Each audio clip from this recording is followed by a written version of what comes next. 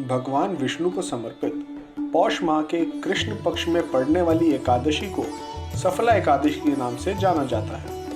अंग्रेजी कैलेंडर के अनुसार सफला एकादशी साल 2024 की पहली एकादशी होगी।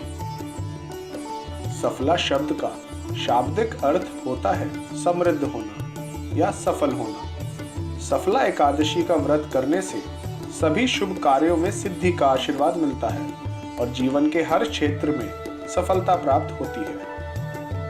इस दिन पवित्र नदी में स्नान के साथ ही भगवान विष्णु की पूजा का खास महत्व शास्त्रों में बताया गया है। आइए जानते हैं साल 2024 में कब है सफला एकादशी व्रत, क्या है इसका शुभ मुहूर्त, पूजा विधि और व्रत कथा।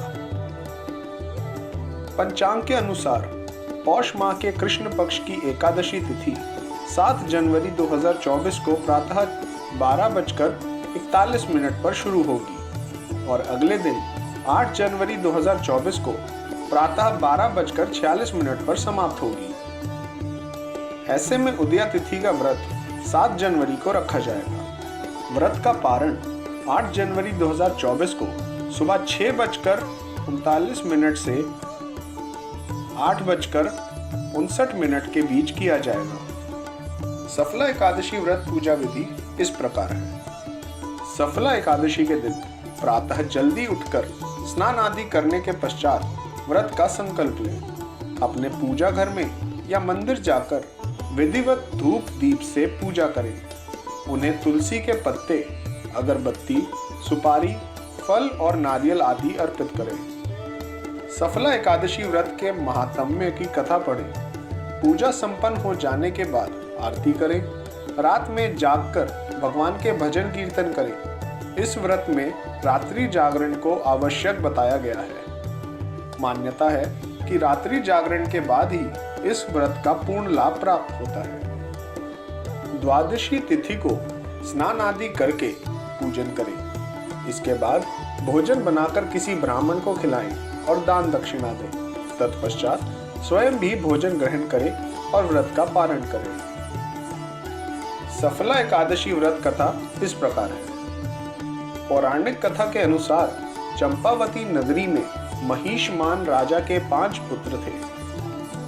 सबसे बड़ा पुत्र लुम्बक बुरे कर्मों में लिप्त रहता था। उसके इन बुरे कर्मों के कारण राजा ने उसे राज्य से बाहर निकाल दिया। घर से बाहर जाने के बाद लुम्बक जंगल में रहने लगा। पौष की कृष्ण पक्ष की दशमी की रात्रि में ठंड से वह सो न सका। उसे अपने बुरे कर्मों पर पछतावा हो रहा था। सुबह होते होते वह ठंड से प्राणहीन सा हो गया। दिन में जब धूप के बाद कुछ ठंड कम हुई तो उसे होश आया और वह जंगल में फल इकट्ठा करने लगा। इसके बाद शाम में सूर्यास्त के बाद वह अपनी किस्मत को कोसते हुए उसने पीपल के पेड़ की जड़ में सभी फलों को रख दिया। एकादशी की पूरी रात उसने भगवान से क्षमा याचना में व्यतीत कर दी। इस तरह अनजाने में ही लुम्बक का एकादशी का व्रत पूरा हो गया। इस व्रत के प्रभाव से वह अच्छे कर्मों की ओर प्रवृत्त हुआ। उसके बाद वह अपने राज्य लौट गया और उसके पिता ने अपना सारा राज्य लुम्बक को सौंप दिया। लुम्बक ने काफी समय तक राज्य धर्म पूर्वक चलाया।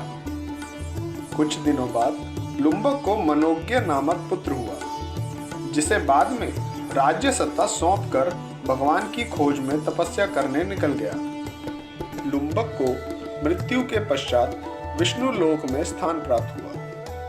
अतः आप भी यह एकादशी व्रत रखकर भगवान विष्णु की कृपा पाएं।